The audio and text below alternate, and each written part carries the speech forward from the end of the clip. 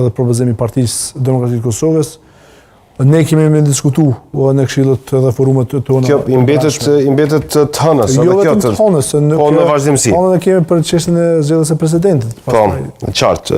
Bajrosh Hoxha pyet pse nuk ka marrë pjesë në takimin me kryetarët e komunave. Zoti Samir Lushtaku sot me zotin Hamza. Samir Lushtaku ka qef me delegu punën.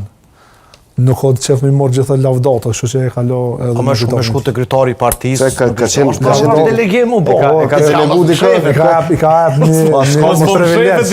një privilegj. A mos ka ndonjë fërkim aty problem? Jo, s'ka sigurt për këtë? Sigurt 100%. 100%. Okej. Hisen Musaj. Përshëndetje, thot zoti Kushtrim Sadiku, jam dëgjuar si rregullt. Një pyetje për zotin Lushtaku. Çka nëse shkojmë në zgjedhje dhe rezultatet do të ndryshojnë vetëm 2 ose 3%? Çka do të ndodhë pastaj? Plus minus po thotë. Prapë shkojmë në zgjedhje.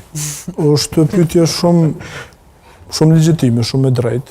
Edhe ne kemi bërë këtë pyetje, edhe vetes, por më e rëndësishmja është sa humb Kosova nëse